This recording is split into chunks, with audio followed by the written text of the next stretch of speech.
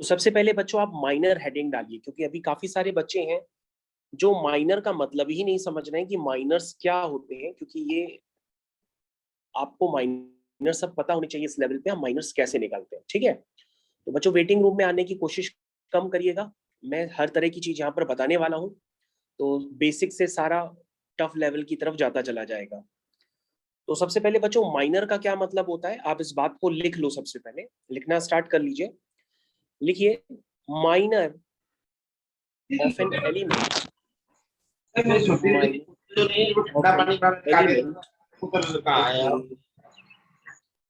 तो बेटा अपने आप को आप म्यूट करने की कोशिश करिए जो भी बच्चा है। ठीक है, माइनर ऑफ एन एलिमेंट उसको बेसिकली रिप्रेजेंट करते हैं ए आई जे से, ऐसे आप कर सकते हैं। ठीक है, minor of an element A I J is expressed minor of an element aij is expressed as mij। Minor को किससे रिप्रेजेंट करते हैं, mij। मतलब अगर एलिमेंट aij है तो उसका माइनर होगा mij। and is obtained by removing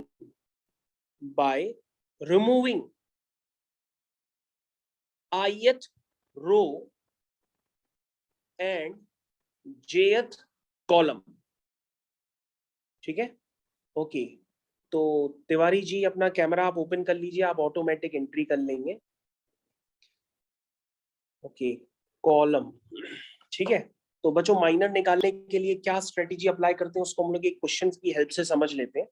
late से आपके पास एक डिटर्मिनेंट है, वो डिटर्मिनेंट मैं बना लेता हूं। सबसे पहले डिटर्मिनेंट में हमने कुछ एलिमेंट्स प्लेस कर दिए, लेट से 1 2 3, और उसके बाद है 3 1 2, और उसके बाद है 4 -1 और 2। ये बच्चों आपके पास डिटर्मिनेंट है। आपको माइनर फाइंड करना है इस डिटर्मिनेंट में, और वो माइनर फाइंड करना है जैसे आपको M23, ये आपको फाइंड करना है। तो बच्चों इस माइनर M23 को आप कैसे फाइंड करेंगे, माइनर को फाइंड करने के लिए सबसे पहले आप ये देखिए कि M23 का मतलब क्या है। M23 का मतलब है कि ये जो एलिमेंट है, ये एलिमेंट सेकेंड रो और थर्ड कॉलम का है। तो बच्चों मैंने आपकी डेफिनेशन में क्या लिखा है कि इस एलिमेंट को ऑब्टेन करने के लिए आप सेकेंड रो और थर्ड कॉलम को क्या करेंगे, रिमूव कर देंगे।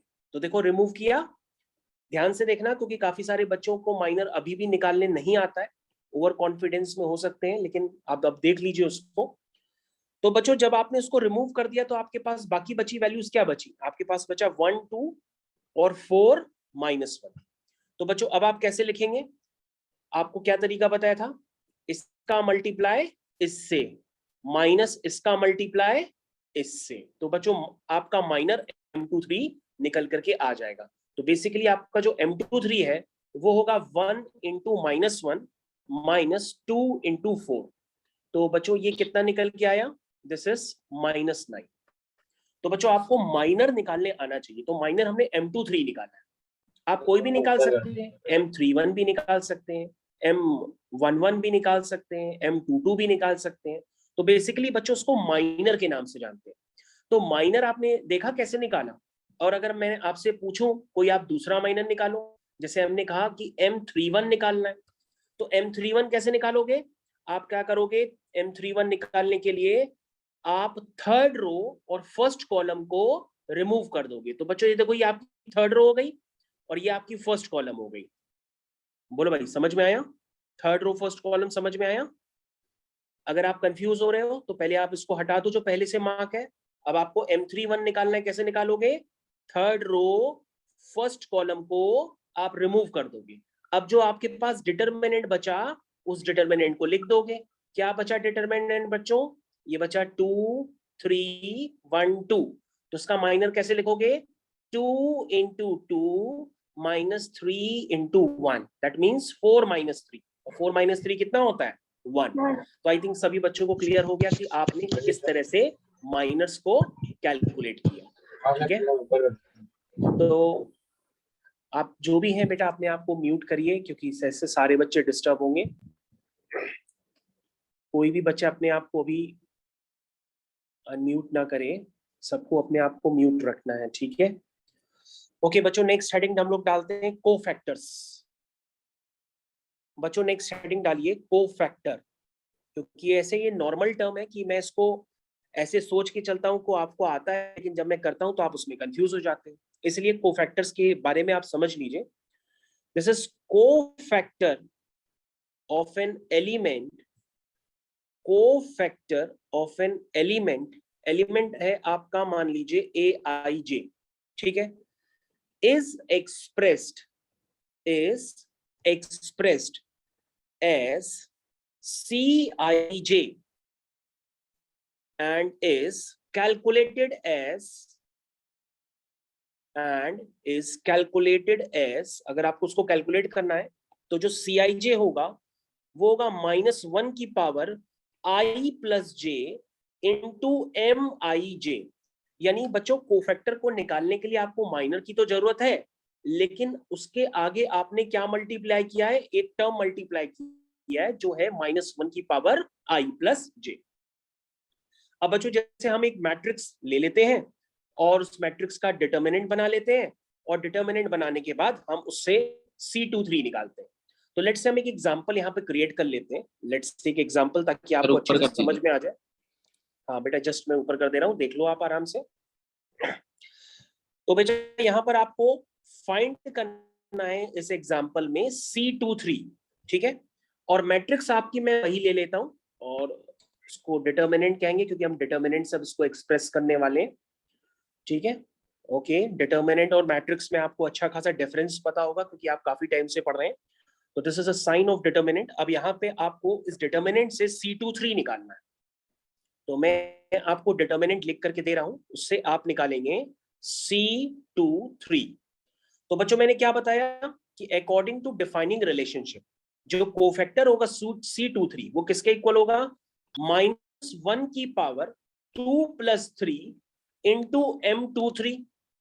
तो बच्चों आपने क्या M23 निकाला है, कहोगे सर M23 जस्ट आपने अभी निकाला है क्योंकि ये सेम मैट्रिक्स है ऊपर वाली 1 2 3 3 1 2 4 -1 2। तो यानी आपने M23 अभी कितना निकाला है, आपने M23 निकाला है -9, बाहर भी एक माइनस है और M23 की वैल्यू भी -9 है, तो ये वैल्यू कितनी हो जाएगी, +9। तो बच्चों आपको ये डिफरेंस पता होना चाहिए कि C23 आपने कैसे कैलकुलेट किया। उसी तरीके से बच्चों अगर आप C31 कैलकुलेट करना चाहें तो C31 कैसे लिखेंगे, आप लिखेंगे -1 की पावर 3 + 1 M31। तो बच्चों ये क्या कैलकुलेट हो, क्या आएगा, -1 की पावर इवन है तो ये प्लस हो जाएगा, यानी प्लस का साइन है, और M31 आपने कैलकुलेट किया था, कितना था वो 1, तो दैट मीन्स इसकी वैल्यू कितनी आएगी, +1 या 1। तो बच्चों ये मैंने आपको कोफैक्टर्स का एप्लीकेशन बताया कि कोफैक्टर्स आपको किस तरह से दिखते हैं, ठीक है। अब काफी सारे बच्चों को डिटर्मिनेंट के कैलकुलेशन में भी प्रॉब्लम है कि सर इतनी जल्दी डिटर्मिनेंट कैसे निकालते हैं, तो मैं आपको प्रॉपर पूरा बता रहा हूं और उसके बाद उसमें एक ऐसी प्रॉपर्टी भी बताऊंगा जिसको हम लोग प्रूविंग करने के लिए आगे यूज करेंगे, ठीक है। तो यहाँ तक आपने कर लिया होगा होपफुली अच्छी तरीके से। यस यस बेटा, बिल्कुल कर दे रहे हैं। अभी आप कहाँ पर है, ये माइनर और माइनर के नीचे कोफैक्टर्स।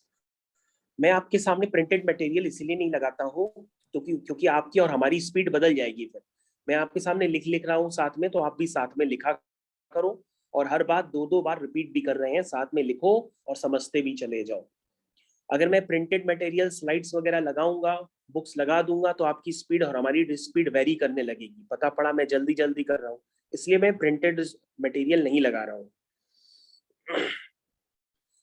तो सभी बच्चों को यहाँ पे कोफैक्टर्स तो 100% समझ में आ गए होंगे, कोई नया बच्चा भी होगा तो भी समझ गया होगा।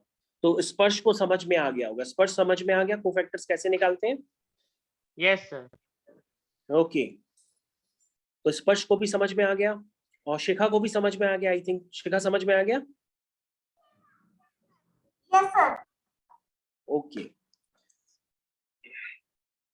तो बेटा यहाँ पर नेक्स्ट हेडिंग डालते हैं calculation of determinant, calculation of determinant.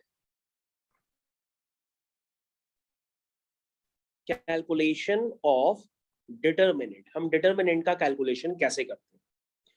देखिए बच्चों, वैसे इसका डिफाइनिंग क्या होता है, जरा आप उसको एक बार लिख भी लीजिए। लिखिए, it is the sum of product of elements, product of elements of a row, bracket में आप और कॉलम भी लिख सकते हैं, ब्रैकेट में आप और कॉलम भी लिख सकते हैं, with their corresponding cofactors, corresponding cofactors। अब बच्चों ये डेफिनेशन इतनी इंपॉर्टेंट है कि इस डेफिनेशन को सभी बच्चे काफी इजी समझते हैं, लेकिन ये वाला टर्म बड़ा इंपॉर्टेंट है, कॉरस्पॉन्डिंग। इस टर्म पे हम लोग को बहुत ज्यादा ध्यान देना होता है और उसका यूज भी होता है।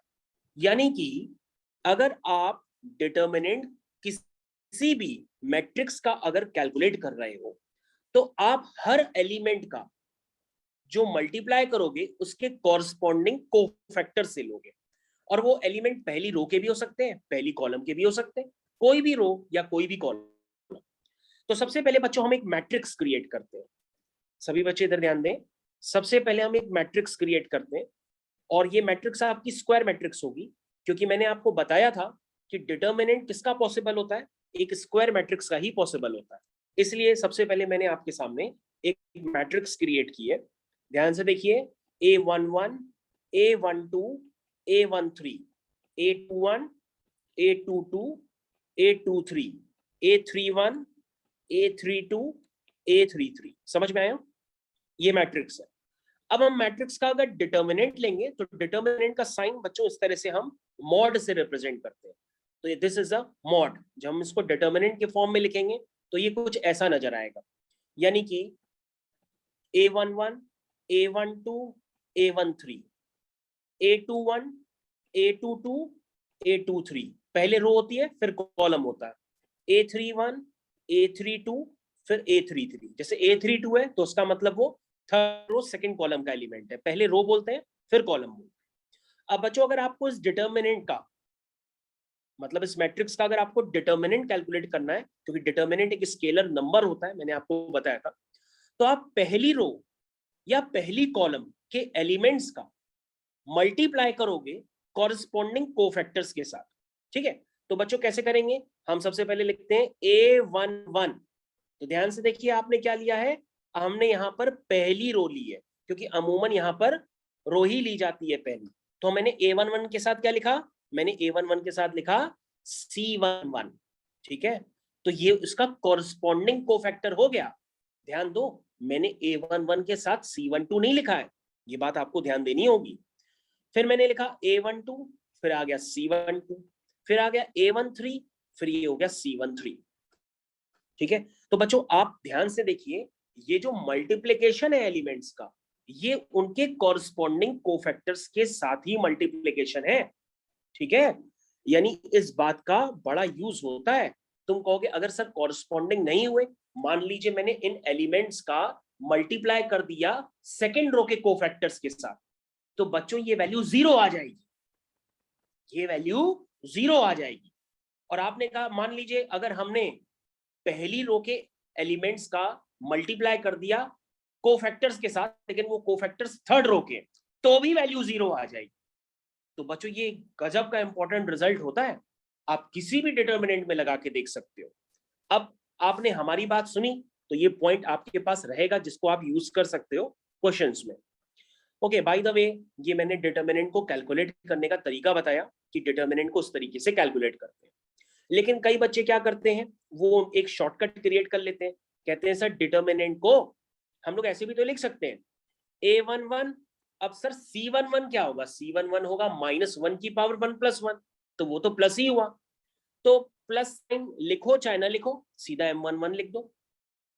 मतलब अगर आप, कई बच्चे क्या करते हैं, कोफैक्टर्स ना यूज करके अपने मन में एक ट्रिक याद कर लेते हैं कि पहला एलिमेंट प्लस साइन के साथ लिखते हैं, दूसरा एलिमेंट माइनस साइन के साथ लिखते हैं, और तीसरा एलिमेंट प्लस साइन के साथ ही आता है। तो कई बच्चे अपने मन में कोफैक्टर्स को माइनस से रिप्लेस कर देते हैं, और ये अपने मन में सोच लेते हैं कि जब ऑड पावर होगी -1 की तो माइनस आएगा, अदरवाइज प्लस होगा। तो कई बच्चे इस तरह से स्ट्रेटेजी अप्लाई कर लेते हैं। तो आप माइनर के टर्म्स में भी लिख सकते हैं, कोफैक्टर्स के टर्म्स में भी लिख सकते हैं, लेकिन मेन काम क्या है कि वो कॉरस्पॉन्डिंग कोफैक्टर्स ही होने चाहिए। अगर कॉरस्पॉन्डिंग नहीं हुए तो वैल्यू क्या आएगी? 0। क्या आएगी? 0। समझ में आया? ओके। तो बच्चों मैं इसका एक, हाँ हाँ पढ़ाने दो। तो बच्चों मैं इसका एक एप्लीकेशन अभी करके दिखाता हूँ। आपका अगर छूट गया तो मैं जस्ट आपके सामने दोबारा स्क्रीन लगा रहा हूँ, आप आराम से देखो। क्या बोल रहे हो बेटा? सर जीरो वाला बता हाँ हाँ 0 ही आएगा बेटा, 0 ही आएगा। दीजिए, जीरो वाला बता दीजिए। क्या कह रहे हो? मतलब समझ में नहीं आ रहा, सही से बोलो। जीरो वाला बता दीजिए। हाँ 0 वाले के लिए भी हम एग्जाम्पल बता रहे हैं। हमने कहा ना कि मैं साथ में यहाँ पर काफी बातें और भी बताऊंगा, इसलिए ध्यान से सुनिएगा, क्योंकि वो जल्दी आपको बुक्स में मिलेंगी भी नहीं और आपका छूटा लग जाएगा। देखिए ध्यान से बच्चों, मैं आपको अगर कम समझ में आता है तो मैं एक आपके सामने एग्जाम्पल लेता हूँ, उस एग्जाम्पल से आप समझ लो। जैसे 1 2 3 1 2 4 -1 2। ये बच्चों मैंने एक आपके सामने डिटर्मिनेंट लिखा हुआ है। इसका मेरे को एवेल्युएशन करना है कि इसकी वैल्यू कितनी आएगी। तो बच्चों कैसे एवेल्युएट करते हो किसी भी डिटर्मिनेंट को? आप सबसे पहले लिखोगे 1 और 1 के साथ क्या आएगा? C11। तो C11 क्या आएगा? -1 की पावर, -1 की पावर 1 + 1, तो वो प्लस हो गया। तो बाकी बच्चों माइनर आप लिखना जानते हो, माइनर जरा लिख दो, और अगर आप नहीं समझते हो तो कहो तो मैं पूरा लिख दूं। देखो पहला एलिमेंट 1 और उसके साथ आएगा C11, यानी -1 की पावर 1 + 1, और उसका माइनर, माइनर कितना होगा? 1 × 2 -2 × -1। देखो मैंने वही चीज लगाई है, पहला एलिमेंट 1 और उसके साथ कोफैक्टर C11, फिर दूसरा एलिमेंट 2 और उसके साथ कोफैक्टर C21, ठीक है, सॉरी C12। तो -1 की पावर 1 + 2, पहली रो दूसरी कॉलम, फिर माइनर, माइनर क्या आएगा बच्चों? माइनर होगा इसमें 3 × 2 -4 × 2। ये बात आपको समझ में आनी चाहिए। फिर नेक्स्ट एलिमेंट क्या होगा बच्चों? 3 आएगा। 3 के साथ कौन सा एलिमेंट है कोफैक्टर में? ये पहली रो तीसरी कॉलम का है, तो ये 1 + 3 हो जाएगा, और ब्रैकेट में आएगा 3 × -1 -4 × 1। तो बच्चों देखो, जिनको अभी भी डिटर्मिनेंट इवैल्यूएट नहीं करने आता है, तो मैंने आपको पूरा तरीका बताया है कि डिटर्मिनेंट को इवैल्यूएट किस तरह से करते हैं। अब बच्चों जरा ये वैल्यू हमको बता दो कितनी आ रही है। किसी ने सॉल्व की क्या? किसी ने सॉल्व की? वैल्यू कितनी आ रही है? Okay thank you. हाँ -30। ओके गुड, ये वैल्यू आ रही है बच्चों -30। अब बच्चों आपने कहा कि सर डिटर्मिनेंट तो हम इवैल्यूएट कर लेते हैं, लेकिन आपने जो प्रॉपर्टी बताई वो जरा एक बार फिर से बताइए। तो हमने कहा वो प्रॉपर्टी हम ये बता रहे थे कि डेफिनेशन में हमने ये बताया है कि जो एलिमेंट्स होंगे वो कॉरेस्पॉन्डिंग कोफैक्टर से ही मल्टीप्लाई होंगे। कहने का मतलब ये है कि अगर आपने, अब मेरी बात ध्यान से सुनिएगा, अगर आपने कॉरेस्पॉन्डिंग नहीं लिया, कॉरेस्पॉन्डिंग का मतलब ये हुआ, ध्यान से सुनिएगा, कॉरेस्पॉन्डिंग का मतलब ये हुआ कि जैसे आपने, जस्ट वेट करिए, एलिमेंट्स बदल दिए, कोफैक्टर्स बदल दिए। लाइट से मैं आपको करके दिखाता हूं, सुनो। मैंने क्या किया, मैंने एलिमेंट्स ले लिए ये वाले, यानी कि 3 1 2, और कोफैक्टर्स ले लिए इस वाली रो के। तो अब आप करो जरा, जैसे कि मैंने ले लिया आपके सामने 3, और 3 के साथ ले लिया C11, मतलब 3 के साथ मैंने C11 लिया, और C11 कितना आया था कैलकुलेट होकर के? ये आया था 4, ठीक है। फिर आया -1, फिर ये कितना आएगा अंदर? ये आएगा 6, ये कितना है? अच्छा यहीं से कॉपी कर लो ना, 6 - 8, 6 - 8 कितना हुआ था? -2 +2। ध्यान से देखो, मैंने एलिमेंट ये ले रहा हूं और कोफैक्टर्स ऊपर वाली रो के ले रहा हूं, ठीक है। तो वैल्यू देखो, चेक करो कितनी आ रही है, 2 × -7। अब वैल्यू ये चेक करो कितनी आ रही है, वैल्यू चेक करो कितनी आ रही है? 0 0 आ रही है। देखा, ये गजब का इंपॉर्टेंट रिजल्ट होता है। कहने का मतलब ये है कि अगर आप कॉरस्पॉन्डिंग टर्म्स को मल्टीप्लाई नहीं करेंगे तो उसका आंसर हमेशा 0 आएगा। मतलब मेरे कहने का मतलब ये है कि A11 के साथ C11 ही आएगा, लेकिन अगर आपने जहां पर एलिमेंट्स पता पड़ा सेकेंड रो के ले लिए, कोफैक्टर फर्स्ट रो के ले लिए और कॉरस्पॉन्डिंग वो नहीं हुए, तो फिर वो आंसर 0 में कन्वर्ट हो जाता है। इसका एप्लीकेशन हम आपको दूसरे क्वेश्चंस में यूज करके दिखाएंगे। और एक बहुत ही इंपॉर्टेंट प्रॉपर्टी है जिसका जेई एडवांस और जेई मेंस में बिना उसके क्वेश्चन ही नहीं बनता है, और वहां हम आपको प्रूविंग में भी दिखाएंगे।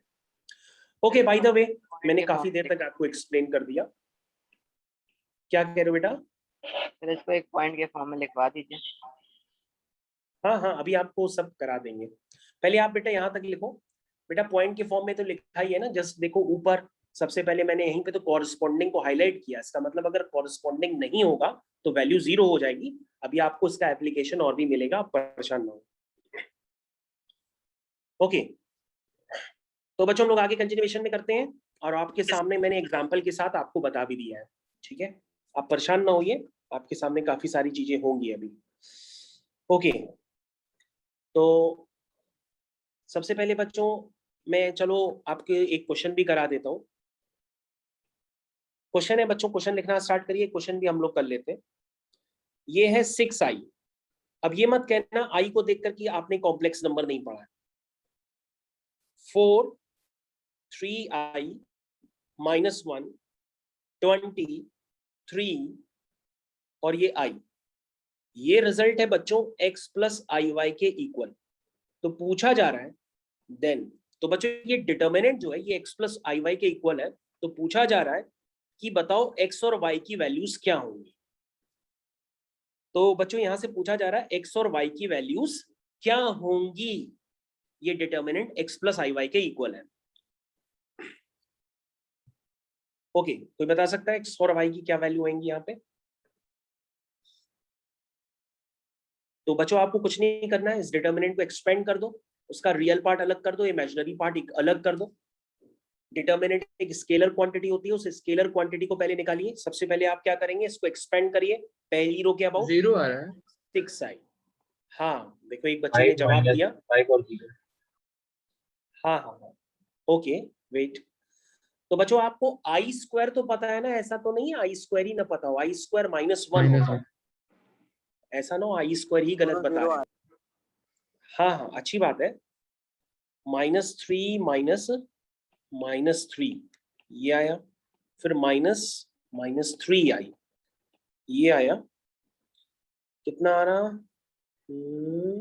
4i। ये मैं एक्सपेंड कर रहा हूं यार, और कुछ नहीं कर रहा हूं, तुम भी कर सकते हो। 4i -20 +1। मैंने एक्सपेंड करना आपको सिखा दिया है, आप भी कर सकते हो, ऐसे कॉपी करने की जरूरत नहीं है। ये देखो, ये एक्सपेंड कर दिया। अब बच्चों ये वैल्यू जब आप कैलकुलेट करोगे ना, तो ये सारे टर्म्स देखो ध्यान से कैंसिल हो रहे हैं शायद। Yes sir. सारे टर्म्स कैंसिल हो जाएंगे, ये वैल्यू आएगी 0। तो 0 + 0i भी तो लिख सकते हो। यस और अगर 0 + 0i x प्लस आई वाई के इक्वल है, तो आपको कॉम्प्लेक्स नंबर पे मैंने खुद पढ़ाया था कि इक्वलिटी, अगर दो कॉम्प्लेक्स नंबर अगर इक्वल होते हैं तो वो तभी हो सकते हैं जब उनके रियल पार्ट भी इक्वल हो और इमेजिनरी पार्ट भी इक्वल हो। तो आपका आंसर क्या आ गया कि x की वैल्यू भी 0 होगी और y की वैल्यू भी 0 होगी। ठीक है, ओके यस। समझ में आ गया? अब भैया डिटर्मिनेंट कैलकुलेट करने नहीं आ रहा तो उसमें हम क्या बताएं? मैं इसीलिए कह रहा था कि क्लास आराम से देखो पहले। शुरुआत में आप लोग कॉन्फिडेंस ज्यादा ले लेते हो और एक डिटर्मिनेंट नहीं कैलकुलेट कर पाते हो, इसीलिए मैं बहुत धीरे धीरे पढ़ा रहा था ताकि आप समझो पहले। बताओ एक बच्चे का डिटर्मिनेंट ही नहीं कैलकुलेट हो रहा, कुछ और बता रहा। आई स्क्वायर बेटा -1 होता है। अब मैं यहाँ कॉम्प्लेक्स नंबर थोड़ा ना पढ़ा पाऊंगा, इसमें सिर्फ यहीं पर होता है आई स्क्वायर इक्वल टू -1।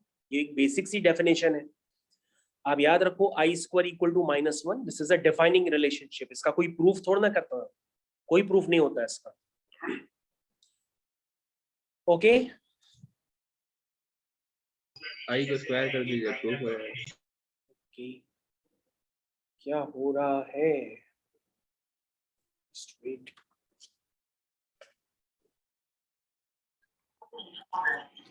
तो ठीक है बच्चों, अब तक आपने इस क्वेश्चन को अच्छे से सॉल्व कर लिया होगा। हम लोग आगे कंटिन्यूएशन में लेते हैं, आपको टाइम भी मिल गया इसी बहाने।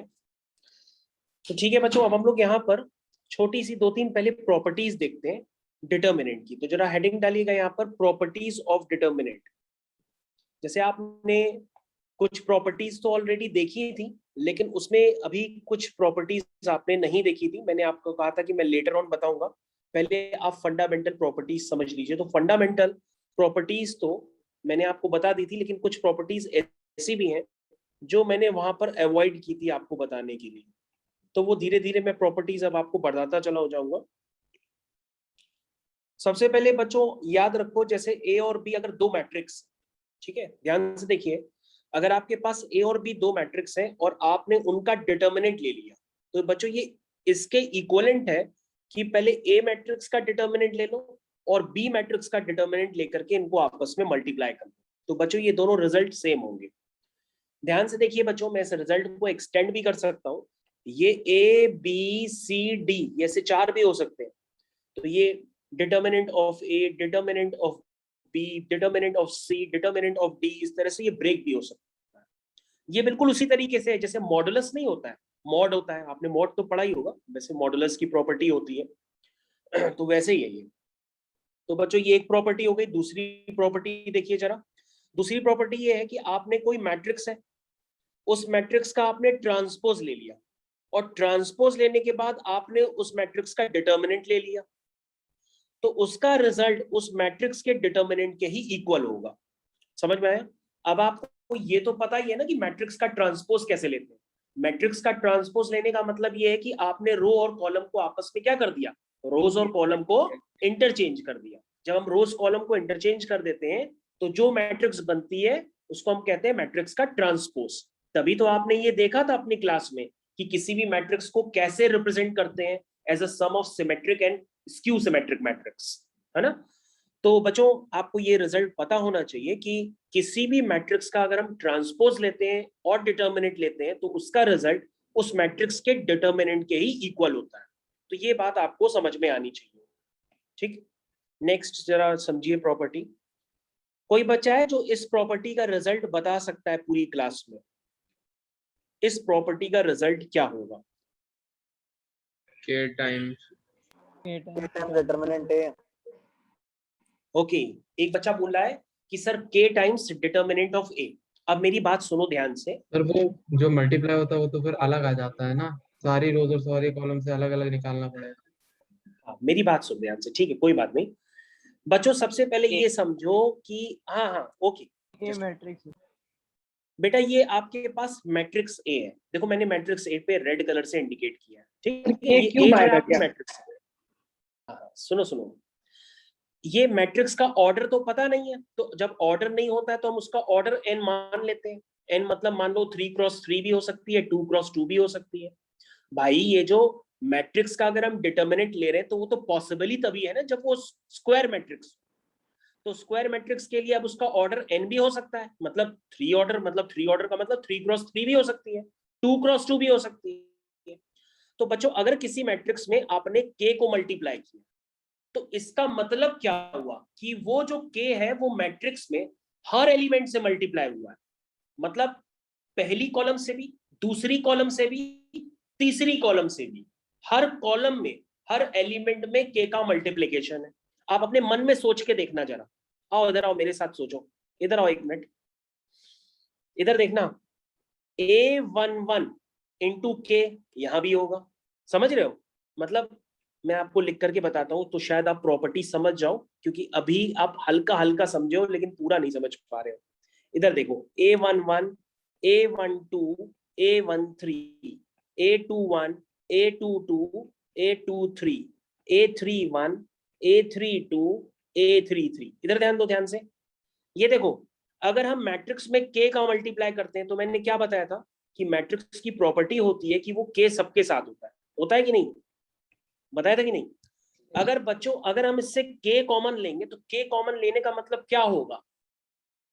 इस मैट्रिक्स से अगर हम k सर किसी कॉमन एक रो से लेते हैं या कॉलम से लेते हैं? तो कहोगे सर वो k यहां से भी कॉमन निकलेगा, के क्यूब वो k यहां से भी कॉमन निकलेगा, और वो के यहां से भी कॉमन निकलेगा। बात समझो, क्योंकि अब आप इसका क्या लेने जा रहे हो, डिटरमिनेंट। इस मैट्रिक्स का क्या लेने जा रहे हो, डिटरमिनेंट। बात समझो। तो बच्चों जब आप डिटरमिनेंट लोगे तो डिटरमिनेंट क्या कहता है, डिटरमिनेंट कहता है यहां भी के है तो एक के बाहर निकालो। सुनो मेरी बात, यहां भी के है तो एक के यहां से भी बाहर निकालो, यहां भी के है तो एक के यहां से भी बाहर निकालो। अब अंदर क्या बचेगा, अंदर कहोगे, अंदर तो सर वही डिटरमिनेंट बचेगा। कौन सा, A11, A12, A13। लिख लो अपने आप से। इसमें मैं गाना क्या गाऊं, अपने आप की गाना गा के लिख लो। ठीक है, लिख दिया, कॉपी कर दिया। तो बच्चों आप ध्यान से देखो, ये क्या है रिजल्ट।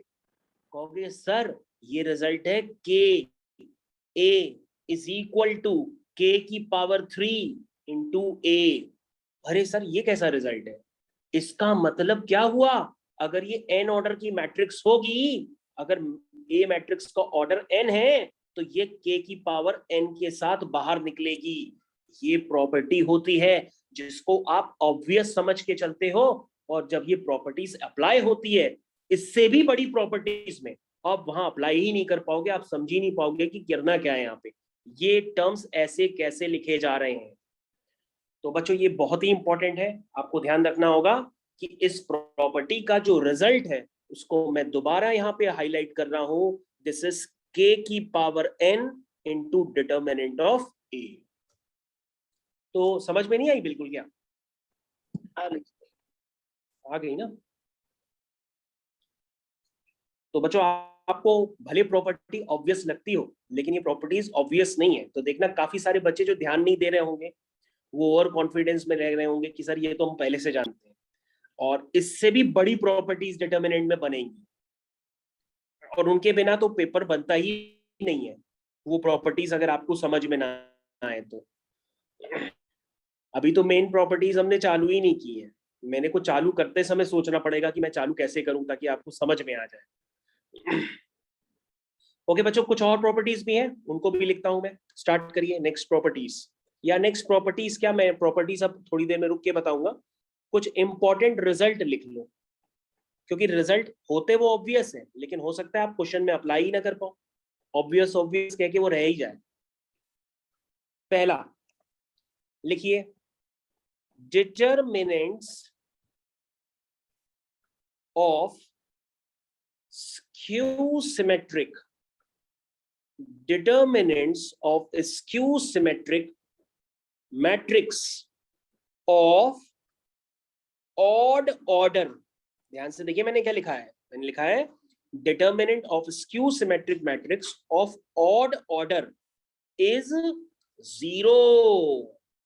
अब ये ना पूछना कि skew symmetric matrix क्या होती है, मैंने आपको बताया था किसी भी मैट्रिक्स का क्या लेते हैं, अगर हम कॉम्प्लीमेंट लेते हैं, अगर वो minus times of that matrix आ जाती है, मतलब आप एक ऐसी मैट्रिक्स बना लो कि अगर हम उसका ट्रांसपोज लेते हैं तो वही आ जाता है, तो उसको हम लोग कहते हैं सिमेट्रिक मैट्रिक्स। लेकिन अगर ट्रांसपोज लेने पर minus times of that matrix आ जाती है तो हम उसको कहते हैं स्क्यू सिमेट्रिक मैट्रिक्स।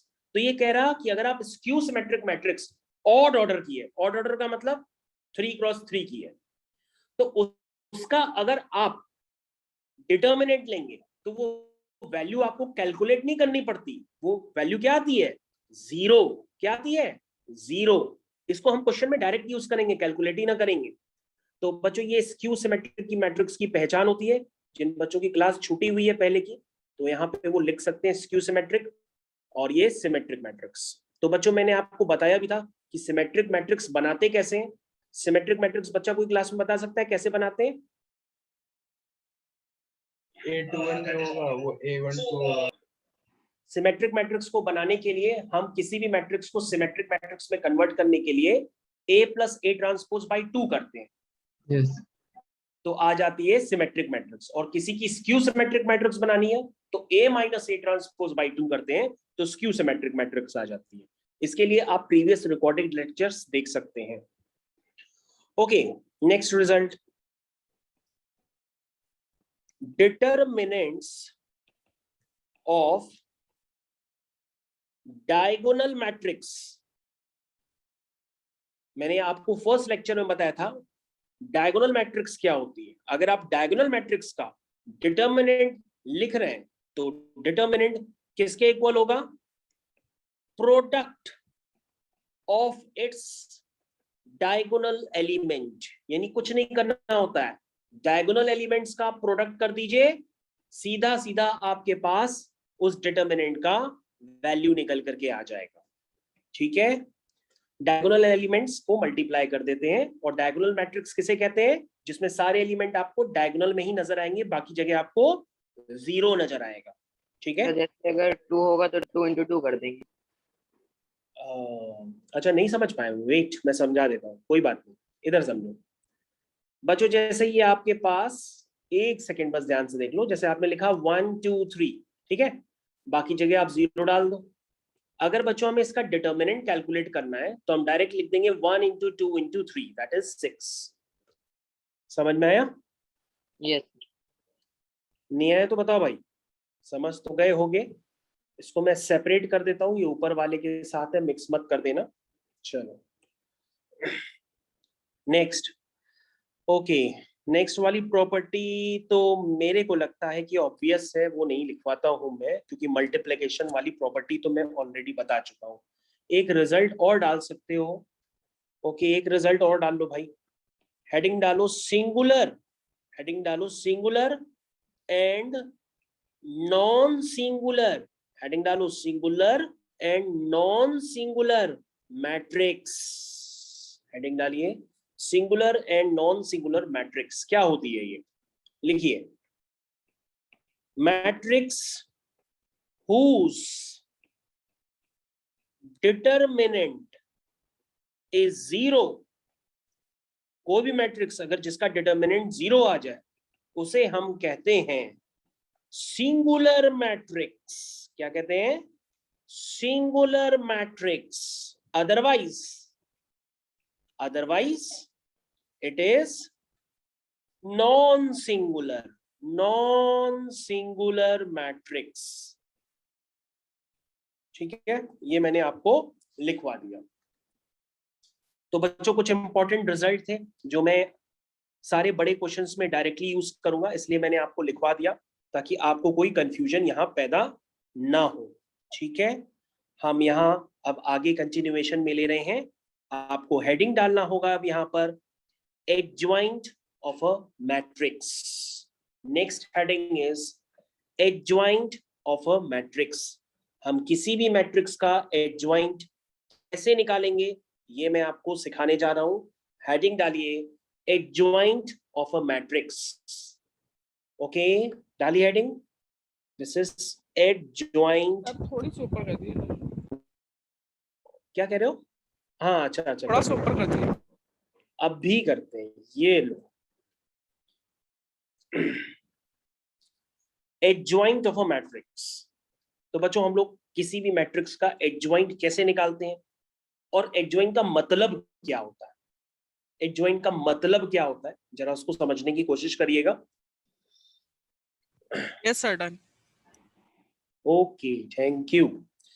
तो सबसे पहले बच्चों ये जो मैट्रिक्स है ना, इसके आगे थोड़ा सा यार चेंज कर लो। मैं इसी में डाल देता हूं adjoint of a square matrix, क्योंकि जो मैट्रिक्स होती है ना वो स्क्वायर ही होनी चाहिए। क्योंकि एडजॉइंट बेसिकली जो है निकलेगा तो, लेकिन वो स्क्वायर मैट्रिक्स का ही होगा। तो मैं उसमें थोड़ा सा करेक्शन कर दे रहा हूं, आप कॉमा लगा के ऊपर डाल देना adjoint of a square matrix. ये सही हेडिंग कहलाएगी ताकि आपको याद भी रहे। ओके, थोड़ा इसमें लिख लेते हैं, लिखना स्टार्ट करिए। The adjoint of a matrix, the adjoint of a matrix, matrix का नाम मान लो है A, is the transpose of matrix formed by cofactors of A. समझ में आया? किसी भी मैट्रिक्स का अगर हमें एडजॉइंट निकालना है तो हम क्या करेंगे? पहले उस मैट्रिक्स का हर एलिमेंट का कोफैक्टर निकालनी, और फिर कोफैक्टर निकालने के बाद जो नई मैट्रिक्स बनेगी, मान लीजिए A11 का कोफैक्टर है C11, A12 का कोफैक्टर है C12, ऐसे करके हर आपने कॉरस्पॉन्डिंग एलिमेंट का कॉरस्पॉन्डिंग कोफैक्टर निकाल लिया, और कोफैक्टर निकालने के बाद आप उस मैट्रिक्स का ट्रांसपोज ले लीजिए, तो आपके पास जो नई मैट्रिक्स बन के आएगी उसी को हम कहेंगे कि वो उस मैट्रिक्स का एडजॉइंट है। ठीक है, मैं आपको लिख करके बताता हूं तो शायद आपको ज्यादा समझ में आए। This is a defining relationship, लेकिन अगर आपको समझ नहीं आएगा तो मैं इस पे एक क्वेश्चन भी करा दूंगा। तो मैंने एक ऐसे मैट्रिक्स बना लिए, आपको काफी सारे बाय द वे मैं क्वेश्चन कराऊंगा अभी, इसलिए आपको अभी घबराने की जरूरत तो नहीं है, ये तो थ्योरी चल रही है, अभी थ्योरी क्लास है। A21 22 23, A31 A32 A33, ठीक है, ये आपके पास है मैट्रिक्स। अब हम क्या लेते हैं, इस मैट्रिक्स का एडजॉइंट। तो देखो बच्चों, इस मैट्रिक्स का एडजॉइंट मैं कैसे लिखता हूं, लिखने का तरीका समझो। किसी भी मैट्रिक्स का एडजॉइंट हम कैसे लिखते हैं, उसे लिखने का तरीका समझिए। ठीक है, जस्ट वेट, ये मैंने लिख दिया। तो मैंने क्या बताया, A11 का कोफैक्टर आप निकालोगे, वो आएगा C11, C12, C13, समझ रहे हो, C21, C22, C23, C23, उसके बाद C31, अरे यार मैं A क्यों लिख देता हूं, C32, C33, आगे कोफैक्टर से बन गई मैट्रिक्स। अब इसका आप ट्रांसपोज ले लो, ट्रांसपोज मतलब ऊपर डैश का साइन लगा लो, यानी अब आपके पास जो फाइनल मैट्रिक्स बनेगी उसको आप लिखो जरा, वही कहलाएगी इस ए मैट्रिक्स का एडजॉइंट। तो बच्चों ट्रांसपोज कैसे लिखते हैं, हम रोज को इंटरचेंज कर देंगे कॉलम से। तो देखो बच्चों, मैंने ट्रांसपोज आपको लेके दिखा दिया है। कुछ बच्चों को हो सकता है अभी भी ट्रांसपोज का मतलब ना पता हो, तो वो यहाँ पे समझ सकते हैं। तो देख सकते हैं, आपको मैंने रोज को कॉलम से इंटरचेंज कर दिया, तो आपके पास क्या बन गई, आपके पास बन गई उस मैट्रिक्स का एडजॉइंट। तो बच्चों आपको एडजॉइंट निकालना तो आई गया कि किसी भी मैट्रिक्स का हम एडजॉइंट कैसे निकालते हैं, क्या उसका मतलब होता है। यस बेटा बताइए। सर अगर सर किसी मैट्रिक्स का एडजॉइंट निकालेंगे तो सर ये तो बहुत बड़ा हो जाएगा सर, अगर कोई अरे एक झटके में निकालते हैं यार, आओ तुमको सिखाएं, आओ आओ तुम्हारी बुक की उठा लेते हैं, एक झटके में सिखाते हैं सब। एक क्वेश्चन उठा लेते हैं, समझाते हैं। जस्ट वेट, अभी बताता हूं।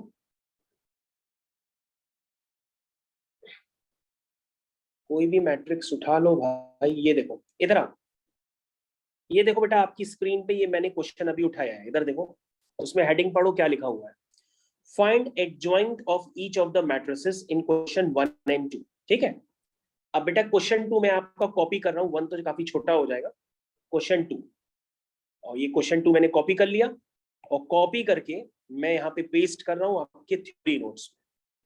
चलो ये आ गया क्वेश्चन, इस मैट्रिक्स का हम लोग क्या निकालते हैं, एडजॉइंट निकालते हैं।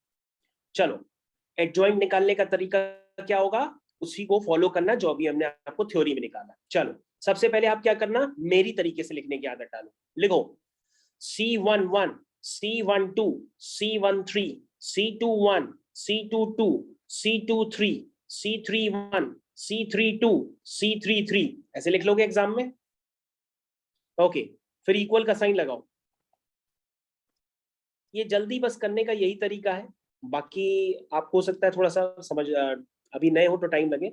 ओके, कोफैक्टर्स के साथ क्या आता है बाहर, -1 की पावर रो प्लस कॉलम, तो यहाँ पे तो प्लस होगा, तो यहाँ प्लस साइन के साथ आएगा ब्रैकेट, यहाँ पे माइनस साइन के साथ आएगा, यहाँ पे प्लस साइन के साथ आएगा, यहाँ minus plus minus plus minus, power जहां का सम जो है इवन हो तो प्लस, सम ऑड हो तो माइनस। अब आओ बच्चों कोफैक्टर्स लिख लेते हैं, आ जाओ। C11 बताओ, 3 into 1 -0 that is 3, -0 that is 3, तो ये आ गया 3। ओके नेक्स्ट, आ रहा है समझ में।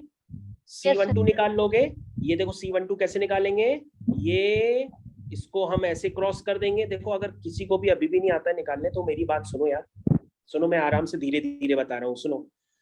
C12 का मतलब पहली रो दूसरी कॉलम, इसको काट दो। अब लिख लो बाकी बचे हुए एलिमेंट्स। क्या बचेगा? 2 into 1 that is 2, 2 minus 5 into -2 तो कितना आएगा? -10। तो माइनस माइनस क्या हो जाएगा? +10, क्योंकि बीच में भी माइनस आता है। तो ये कितना हो गया? -12। बोलो भाई समझ में आ रहा है? हम जल्दी जल्दी नहीं कर रहे हैं, आप भी समझने की कोशिश करो। पता पड़ा मैं ही कर लूं, आप कर ही ना पाओ। आओ C13 के लिए क्या करेंगे? क्या तरीका बताया था? ये काट दो, ये काट दो। चलो लिखना स्टार्ट करो। क्या आएगा? 2 into 0 -6 यानी कि +6, यानी ये 6 आ गया। ठीक है, बोलो भाई समझ में आया? ओके, नहीं समझ में आया? फिर से देखो। Yes, C21 दूसरी, मैं काफी ये जल्दी जल्दी करता हूं, आपको भी आदत पड़ जाएगी। अभी आप बिगनर हो, कोई बात नहीं। सेकेंड रो फर्स्ट कॉलम, चलो, लेकिन हाँ प्रोसीजर यही होना चाहिए। चलिए तो स्टार्ट करते हैं। C21 -1 into 1 this is -1, 2 into 0 तो 0 भाई लिखता थोड़ी नहीं है, इतना समय थोड़ा ना है कि हम 0 लिखेंगे। अब 1 हो गया, -1 into -1 1 हो गया। ओके, फिर से चलो, आओ फिर से देखो। C22 मतलब दूसरी रो दूसरी कॉलम, ठीक है। और अगर आपको कंफ्यूजन है, आप नहीं लिख पाते हो, तो भैया दूसरी रो दूसरी कॉलम काटने के बाद आप अलग से एक मैट्रिक्स बना लिया करो, तो आप जल्दी लिख लोगे। क्या बचा? 1 into 1 -4 माइनस क्या हो जाएगा? +4, तो ये हो जाएगा 5।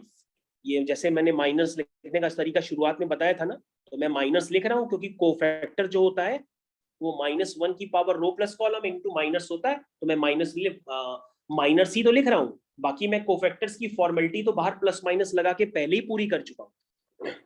ओके, तो बच्चों नेक्स्ट वाला बता दोगे एलिमेंट क्या निकाला है? C23 सेकेंड रो तीसरी कॉलम, बताओ जरा। -2 ओके, एक बच्चा देखो बता रहा है, बहुत बढ़िया। तो चेक कर लेता हूं मैं। 0 -2 तो ये -2, तो ये बार बार माइनस भी है, तो माइनस माइनस हो जाएगा प्लस, तो ये हो जाएगा +2। ठीक है, ओके थैंक यू। चलिए C31 थर्ड रो, -11 -1 5। हाँ धीरे धीरे हेल्प करो भाई। -5, ये -6, ये हो गया -11। उसके बाद भी बता दो क्या बता रहे थे? -1 फिर अच्छा 5। चलो अभी चेक कर लेते हैं। Third row second column, okay thank you. 5 1 जा 5 -4, 5 - 4 हुआ 1, और बाहर माइनस है तो -1। ठीक है, उसके बाद मैं इसको भी कैलकुलेट कर लेता हूँ। ये ऐसे कैलकुलेट करेंगे। ये मैं जो क्रॉस कर रहा हूँ ना, ये मैं इसलिए कर रहा हूँ ताकि जो बच्चे एकदम बिगिनर्स हैं, जो पहली बार देख रहे हैं, वो भैया प्रोसीजर आप पूरा देख लेना। ऐसा ना कहना कि हमें आता ही नहीं निकालने। 3 1 जा 3, 3 माइनस +2 यानी कितना आया? 5। तो बच्चों मैंने देखो कोफैक्टर्स निकाल लिए, लेकिन अगर आप थोड़ा सा भी ऑब्जर्वेशन आपका तेज है तो आप देखते ही एलिमेंट समझ जाओगे कि कौन से एलिमेंट्स हैं। अब बच्चों एडजॉइंट ए, इस मैट्रिक्स का एडजॉइंट ए, इस मैट्रिक्स का नाम है ए, तो अगर हम इस मैट्रिक्स का एडजॉइंट लिखेंगे तो हम यार बार बार एक बार लिखेंगे क्या, दोबारा ट्रांसपोज लेंगे? इतना समय थोड़ी नहीं है। मैं डायरेक्टली ट्रांसपोज लेकर के लिख देता हूं। नहीं समझे? डायरेक्ट ट्रांसपोज लेके लिख दो, यानी कि 3 -12 6 1 5 2 -11 -1 5। नहीं समझे? हमने डायरेक्ट ट्रांसपोज ले लिया। अब ऐसा थोड़ा ना करेंगे, एक बार हम लिखेंगे फिर हम ट्रांसपोज लेंगे, इतना थोड़ा ना कोई करता है। वो तो डेफिनेशन भी तो मैंने आपको बताया कि किसी भी मैट्रिक्स का अगर आप एडजॉइंट निकालना चाहते हो तो पहले हर एलिमेंट का कोफैक्टर जो होगा उससे आप मैट्रिक्स सजा लो, और सजाने के बाद उसका ट्रांसपोज ले लो। तो ट्रांसपोज मैं लेता थोड़ी नहीं है, मैं तो डायरेक्ट ही ट्रांसपोज लेके लिख देता हूँ। ओके, किसी को कोई प्रॉब्लम ट्रांसपोज निकालने में? क्या हुआ, समझ में नहीं आया? एक बार फिर बता दीजिए। एक बार फिर बता दे, वो तेरी। चलो ठीक है, कोई बात नहीं, मैं छोटी मैट्रिक्स लेता हूँ। छोटी मैट्रिक्स, आ जाओ बच्चों छोटी मैट्रिक्स। मैंने सोचा था आपको ये वाली प्रॉपर्टी भी प्रूफ करा दूंगा, लेकिन लग रहा है टाइम निकलेगा नहीं। चलो कोई बात नहीं, अगले टर्न पे करेंगे। एक बच्चे की फरमाइश है कि सर एक क्वेश्चन और करा दीजिए। लो, ये एक क्वेश्चन और आ गया। और भी करने हो तो घर पे अपनी वर्कबुक या एनसीईआरटी जो भी आपको मिली हो उसको ओपन कर लेना। पूरी एक्सरसाइज है 4.5 उसी पे। आप 4.5 भी कर सकते हो, 4.4 भी कर सकते हो, 4.1 भी कर सकते हो। सबकी थ्योरी मैंने एक साथ कंप्लीट की है अभी। ओके बच्चों, तो इस बच्चे का कहना है कि सर एक बार और बता दीजिए। तो चलो भाई एक बार हम और देख लेते हैं। तो यहाँ पर क्या है, A11, A12, सर सिर्फ एडजॉइंट वाली बतानी है। हाँ एडजॉइंट वाला ही बता रहे हैं बेटा, वेट करो। C11, C12, C21, C22, ये तो छोटी मैट्रिक्स है, इसमें हमें तकलीफ नहीं होगी। छोटी है, क्या है, छोटी। यहाँ ऊपर प्लस आएगा, यहाँ माइनस आएगा, यहाँ माइनस आएगा, यहाँ प्लस आएगा। इधर ध्यान देना, कई बच्चे धोखा खा जाते हैं, कई बच्चों को आदत लग जाती है plus minus plus minus plus minus खट खट लिखते जाते तो गलत हो जाता है। जिसमें धोखा खा जाओगे, ये C12 है, उसके नीचे C21 है, दोनों में माइनस आएगा बाहर। ओके, तो कैसे करेंगे, इसको काटो इसको काटो। अरे ये तो बड़ा आसान है, सिर्फ 4 बचा, कुछ करना ही नहीं है। समझ गए कितना इजी है। ओके, फिर काटो, क्या बचा, 3 बचा, -3। फिर क्या बचा, 2 बचा, -2। फिर क्या बचा, 1 बचा, 1। हाँ, अब चलो तुम्हारा डाउट क्लियर करने की बारी आ गई। तो बेटा हम ये कह रहे थे कि अगर तुम स्टेप वाइज चलोगे तो स्टेप वाइज कैसे चलते, तो कहते ये मैट्रिक्स ए है और किसी भी मैट्रिक्स का सर हम एडजॉइंट लेते हैं तो हम एलिमेंट्स को उनके कोफैक्टर से रिप्लेस कर सकते हैं। तो A11 का कोफैक्टर है C11, ठीक है, A12 का कोफैक्टर है C12, तो मतलब एलिमेंट्स को उनके कॉरस्पॉन्डिंग कोफैक्टर से रिप्लेस कर देते हैं और फिर उसका ट्रांसपोज ले लेते हैं। हम आपको सिर्फ इतना बता रहे थे कि यार तुम डायरेक्टली ट्रांसपोज लेकर के लिख लो ना, इतना समय कौन लगाता है, नहीं समझे, डायरेक्ट ट्रांसपोज लेकर के लिख लो। चलिए, तो C11 ये हो गया 4, C12 नीचे आ जाएगा तो C12 की वैल्यू कितनी है, -3। C21 यहां आ जाएगा तो -2 और C22 यहां आ जाएगा 1। बोलो समझ में आया। Yes sir. ओके, ना समझ में आया तो फिर बताना, दोबारा बता देंगे।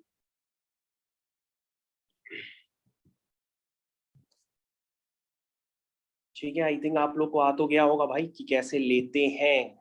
ओके, इसकी ट्रिक है, क्या कह रहे हो, इसकी से ट्रिक है 2+2 की।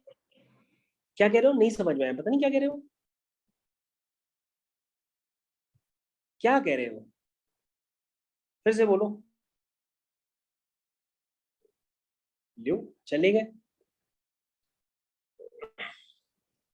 ओके बच्चों,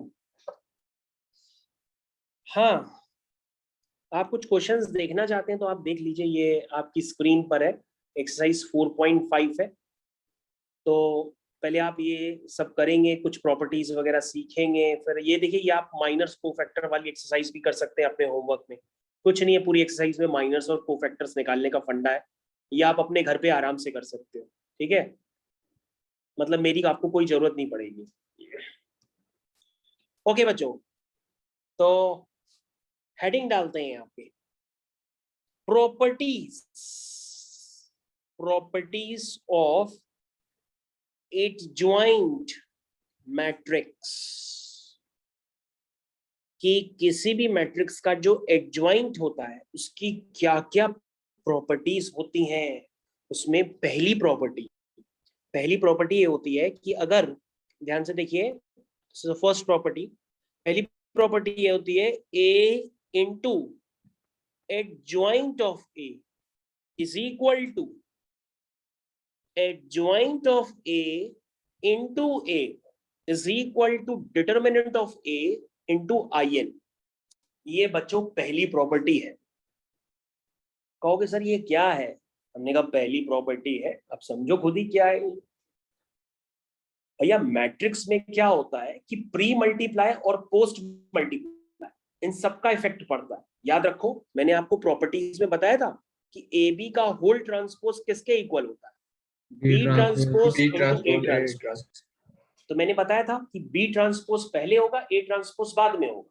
आप ये नहीं लिख सकते हो AB का होल ट्रांसपोज जो होगा A transpose into B transpose या B transpose into A transpose, दोनों एक ही बात है। ऐसा थोड़ा ना, मैट्रिक्स में प्री मल्टीप्लाई और पोस्ट मल्टीप्लाई का इफेक्ट होता है। कहने का मतलब ये होता है कि अगर ए इंटू एडजॉइंट ए करे या एडजॉइंट ए इंटू ए करे, तो इतना समय किसके पास है यार कि पहले मैट्रिक्स सजाए, फिर मैट्रिक्स के कोफैक्टर से दूसरा फैक्टर सब जाए, उसका ट्रांसपोज ले और फिर उन दोनों को मल्टीप्लाई करे, दो मैट्रिक्स का मल्टीप्लाई करे।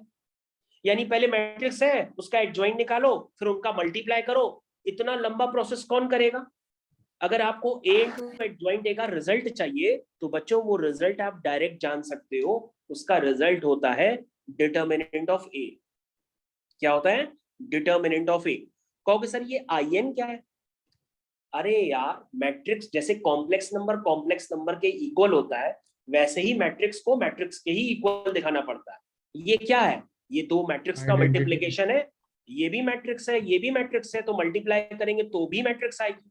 तो हम यहाँ कोई मैट्रिक्स को स्केलर के बराबर थोड़ा ना कर सकते, इसीलिए हम क्या लिखते हैं, उसके साथ एक आइडेंटिटी मैट्रिक्स मल्टीप्लाई कर देते हैं, तो वो भी आपको एक मैट्रिक्स के इक्वल नजर आएगी। मान लो आपका डिटर्मिनेंट ऑफ ए तो एक कोई स्केलर होगा, वो 2 3 4 कुछ भी हो सकता है, तो उसको अगर आप मैट्रिक्स के फॉर्म में रिप्रेजेंट करोगे तो वो आप इस तरह से रिप्रेजेंट कर सकते हो। और अगर आप उसमें से 2 कॉमन ले लोगे तो वो क्या नजर आएगा? 2 तो हो गया आपका डिटर्मिनेंट और अंदर क्या बच गया? Identity matrix. थैंक यू, समझ में आ गया? ये होती है। तो बच्चों ये आपका है determinant of A, this is determinant of A, ठीक है, और ये आपका आइडेंटिटी मैट्रिक्स। तो बच्चों ये एक शॉर्टकट होता है। अरे ऐसी 10 प्रॉपर्टीज हैं जो एडजॉइंट पे डिपेंड करती हैं और बड़े बड़े क्वेश्चंस बनते हैं उस पे, लेकिन जिनको प्रॉपर्टीज नहीं पता होती हैं वो क्या करते हैं, पहले मैट्रिक्स लिखते हैं, फिर उसका एडजॉइंट निकालते हैं, फिर उनको मल्टीप्लाई करते हैं और उतनी देर में दूसरा बच्चा जो है मॉडे निकाल के आंसर टिक करके निकल भी जाता है। ठीक है, तो ये बेटा प्रॉपर्टीज होती हैं, आई थिंक समझ में आई होगी। तो ये पहली प्रॉपर्टी बताइए। अब हालांकि इन प्रॉपर्टीज की आपसे कोई प्रूविंग भी नहीं पूछेगा, पता है, लेकिन मैं आपको जहां तक पॉसिबल है थोड़ी थोड़ी प्रूविंग तो बता ही दूंगा। तो इसकी स्टार्ट करते हैं। तो बच्चों मैंने इसको बोर्ड अपना साफ कर दिया है, आप भी साफ करना चाहें तो साफ कर लीजिए, या आपको ये प्रॉपर्टी पता होनी चाहिए, मेन ये प्रॉपर्टी है। ठीक है, बताइए property, A into adjoint of A is equal to adjoint of A into A is equal to determinant of A into IN। ठीक है, ओके। चलिए, अब आपने कहा कि सर इसकी प्रूविंग कोई हो सकती है क्या? चलो प्रूविंग बताते हैं, आओ बताएं। सबसे पहले आप एक मैट्रिक्स लिखो, क्योंकि भैया प्रूफ करना है तो कोई मैट्रिक्स तो एज्यूम करनी पड़ेगी ना। एक मैट्रिक्स एज्यूम कर लेते हैं, आ जाओ। A11, A12, A13, A21, patience रखना, भाग ना जाना। A21, A22, A23, A31, A32, A33। ठीक है, ये मैट्रिक्स मैंने एज्यूम कर ली। ओके, अब आपने कहा सर आपको उसका एडजॉइंट भी तो चाहिए होगा। हमने कहा बिल्कुल चाहिए, तो हम एडजॉइंट लिख देते हैं। तो एडजॉइंट कैसे लिखेंगे? अभी तो सिखाया था एडजॉइंट लिखना, आप नहीं लिख सकते हो क्या? कल को C11, C12, C13, C21, C22, C23, C31, C32, C33। अब तो रट गया होगा तुम लोगों को यार। चलो, तो बच्चों प्रूफ करने के लिए मेरे को मैट्रिक्स और उसका एडजॉइंट तो चाहिए होगा ना, वो होएगा ही नहीं तो हम क्या करेंगे? अच्छा बच्चों, डिटर्मिनेंट क्या होगा? किसी भी मैट्रिक्स का डिटर्मिनेंट जो होता है वो या तो मॉड ए से या तो डेल्टा से, दोनों से ही रिप्रेजेंट करते हैं। तो उसका डिटर्मिनेंट क्या होगा बताइए? डिटर्मिनेंट को लिखना मैंने क्या बताया था, बताओगे? कहोगे सर आपने बताया था A11 into C11, A12 into C12, A13 into C13, बताया था कि नहीं? ऐसे ही बताया था ना डिटर्मिनेंट लिखने का तरीका। बोलो भाई,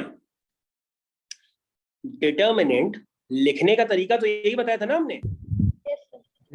ओके, और हमने आपको एक चीज क्या बताई थी कि अगर आपने कॉरस्पॉन्डिंग एलिमेंट्स नहीं मल्टीप्लाई किए, मान लीजिए आपने दूसरे एलिमेंट मल्टीप्लाई कर दिए, मान लीजिए आपने लिखा C11 और C11 के साथ मल्टीप्लाई कर दिया A21, आपने लिख लिया C12 और C12 के साथ मल्टीप्लाई कर दिया A22, आपने लिख दिया C13 और C13 के साथ मल्टीप्लाई कर दिया A23। मतलब आपने कॉरस्पॉन्डिंग एलिमेंट्स मल्टीप्लाई नहीं की, तो इसका रिजल्ट क्या आएगा? 0 लो देखो, ये मैंने आपको अभी जस्ट स्टार्टिंग में ही बताया था कि अगर कॉरस्पॉन्डिंग एलिमेंट नहीं हुए तो ये रिजल्ट 0 बन जाता है। अब इनका ही बस यूज करना है आपको और क्वेश्चन आपका होने लगेगा। तो बच्चों आप बता सकते हो क्या करें हम आगे? हम आगे क्या करें?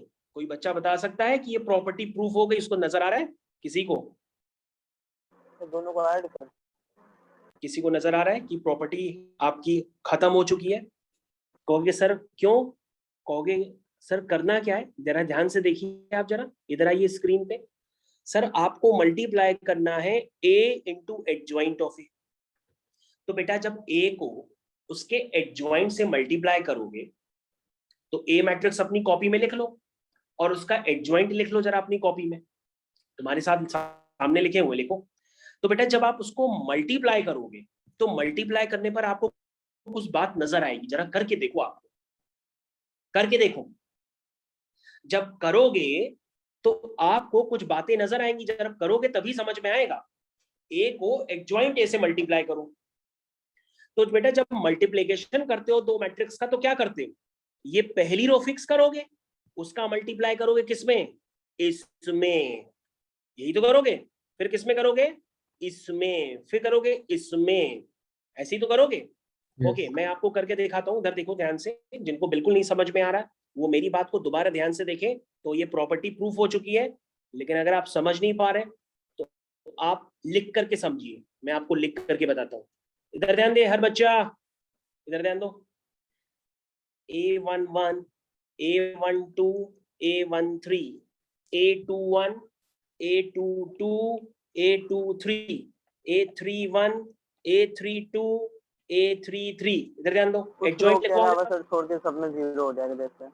हाँ देखो, एक बच्चा बताने लगा कि सर ये कर रहे हैं तो आ रहा है। ओके, एडजॉइंट का ये ट्रांसपोज यार लिख करके डायरेक्ट बताओ कैसे लिखेंगे? C11, C12, C13, C21 transpose लेकर के लिखना, तभी वो एडजॉइंट माना जाएगा।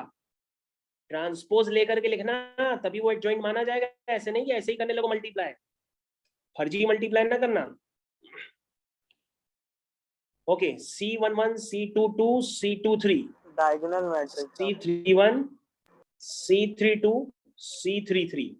एक तो यार इसमें इतना लिखना पड़ता है ना समझाने के लिए, इसलिए हम प्रूविंग करवाते नहीं है। चलो देखो, हाँ देखो मल्टीप्लाई करो, 8 टू एडजॉइंट है। ये देखो इसका मल्टीप्लाई जब इससे होगा तो ये क्या बन जाएगा? डिटरमिनेंट बन जाएगा।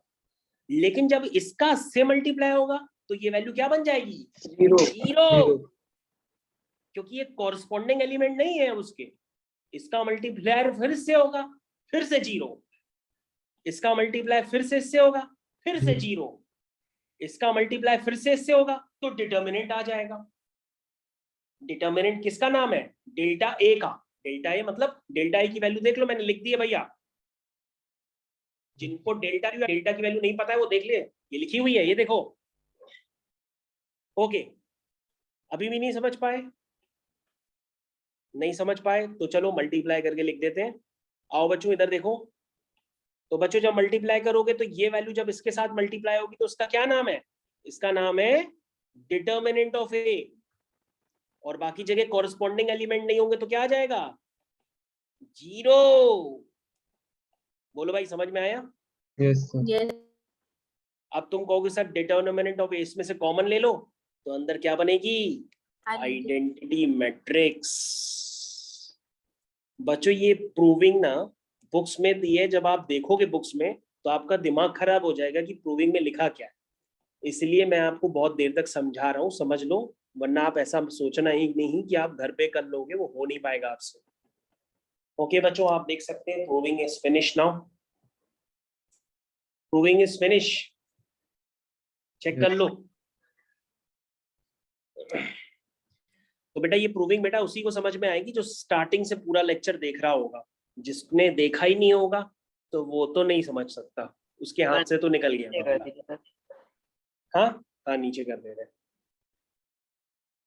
इसलिए मैंने कहा था कि आज के लेक्चर में आपको स्टार्टिंग से बना रहना पड़ेगा, जब बने रहोगे तभी आपको आखिरी तक समझ में आएगा। और ये एक ऐसी प्रॉपर्टी है जिसके बिना ना जेई मेंस का क्वेश्चन होगा आपका, ना जेई एडवांस का। मतलब मेंस और एडवांस में बिना इस प्रॉपर्टी के तो क्वेश्चन बनता ही नहीं है, जरूर लगती है। 3 बार कॉमन नहीं आएगा? 3 बार कॉमन आएगा? कैसे भैया, क्या बता रहे? ये बेटा अच्छा अच्छा अच्छा, सुनो सुनो सुनो, एक मॉड ए बच्चा की पावर confuse- 3। हाँ, हमारी बात सुन लो एक मिनट ध्यान से, हम आपको बता देते हैं बेटा। ये जो साइन है ना, ये मैट्रिक्स का साइन है, ये डिटर्मिनेंट का साइन नहीं है। ध्यान से देखो, ये हम मैट्रिक्स की प्रॉपर्टीज पढ़ रहे हैं, मैट्रिक्स और डिटर्मिनेंट मिक्स मत करो। ये मैट्रिक्स की प्रॉपर्टीज है, ये मैट्रिक्स का साइन है। ध्यान से देखो, तो मैट्रिक्स में अगर आप कॉमन लेते हैं तो वो एक ही एलिमेंट कॉमन निकलेगा और वो सब में होता है।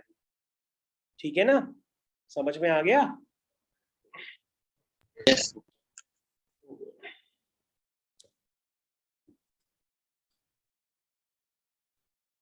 थक गए हो कि एक प्रॉपर्टी और करा दें? 10 प्रॉपर्टीज है टोटल, करा देते हैं। दूसरी प्रॉपर्टी पे तो यार बोर्ड्स एग्जाम में क्वेश्चन था, एडजॉइंट ए का modulus is equal to mod A की पावर n-1। ये दूसरी प्रॉपर्टी का क्वेश्चन, ये तो बोर्ड एग्जाम में आया था 1 नंबर का। लोग प्रॉपर्टीज जानते ही नहीं है तो क्वेश्चन छोड़ दिया था। ओके, तो बच्चों ये क्या लिखा है? ये लिखा है कि आपके पास कोई मैट्रिक्स हो, उस मैट्रिक्स का एडजॉइंट निकालो, फिर एडजॉइंट निकालने पर उसका मॉडुलस लो, और वो रिजल्ट किसके इक्वल होगा? मॉड ए की पावर n-1। ठीक है, तो बच्चों अगर आपको पहली प्रॉपर्टी समझ में आ गई है ना, तो पहले पहली प्रॉपर्टी लिखो। क्या लिखी थी मैंने? a into adjoint of a किसके इक्वल होगा? मॉड a इंटू आई के। ये पहली प्रॉपर्टी थी, मैंने आपको जस्ट अभी अभी बताई है। देखो इधर, वरना नहीं समझ में आएगा। ये अभी मैंने पहली प्रॉपर्टी जस्ट आपको अभी बताई है। ठीक है, अब बच्चों आपको जो प्रूफ करना है उसको तरफ टारगेट बनाओ, उसका टारगेट बनाओ कि आप प्रूव कैसे करोगे। तो प्रूविंग में क्या है बच्चों, ध्यान से देखो, उसमें एडजॉइंट ए का मॉडुलस क्या है? एडजॉइंट ए का मॉडुलस। तो आप एक काम करो, यहाँ पे दोनों तरफ जरा मॉडुलस ले लो, यहाँ पे दोनों तरफ जरा मॉडुलस ले लो। लिया? Yes sir. मॉडुलस ले लिया, ठीक है। और बच्चों मैंने आपको जस्ट अभी थोड़ी देर पहले बताया था, इधर ध्यान देना एक मिनट, कि मॉड ए सेपरेट हो जाए। टू मॉड बी किसके इक्वल होता है? मॉड ए इंटू बी के। बताया था ये प्रॉपर्टी, यस सर। इसको यूज करो। Mod A into adjoint of A, ये देखो बच्चों मैंने प्रॉपर्टी यहाँ पे स्प्लिट कर दी। अच्छा, यहाँ कौन देखे किसने क्लास अटेंड की है, ये बताओगे कैसे प्रॉपर्टी में यूज होगा? सर आई का मॉड 1 होता है। इधर ध्यान दो, इधर ध्यान दो, मैंने अभी आपको थोड़ी देर पहले बताया सर है। मॉड ए की पावर हाँ, मॉड ए की power n। Yes yes yes yes, ये प्रॉपर्टी मैंने जस्ट आपको थोड़ी देर पहले एकदम सजा करके बताई थी। बताई थी कि नहीं बताई थी? ये जो k होता है वो एक नंबर होता है, स्केलर। ये आपका एक k की तरह ही ट्रीट हो रहा है क्योंकि एक स्केलर नंबर है ये मॉड ए। तो ये बच्चों क्या होगा, ये जब बाहर निकलेगा तो ये मॉड ए की पावर n इंटू मॉड आई, ऐसे होगा, ये ऐसे दिखेगा। बोलो भाई, समझ में आया? यस। ओके, तो बच्चों आपको जो प्रूफ करना है फिर तो प्रूफिंग हो गई, क्योंकि आपका ये एडजॉइंट ऑफ ए है और ये मॉड ए वहां नीचे डिनोमिनेटर में ले जाओ, तो ये हो जाएगा मॉड ए की पावर n-1। और आई क्या है? आई का डिटर्मिनेंट लोगे तो वो तो 1 ही आएगा, तो 1 लिखो चाहे ना लिखो। अब ध्यान से देखो, ये दोनों ही स्केलर क्वांटिटी है और ये स्केलर स्केलर के इक्वल आ गया है, यानी एडजॉइंट ए का जो स्केलर यानी कि डिटर्मिनेंट होगा वो डिटर्मिनेंट ऑफ ए की पावर n-1 के इक्वल है। बच्चों ये आपकी सेकंड प्रॉपर्टी थी। आई थिंक अगर आप क्लास में बने होंगे तो यार समझ में जरूर।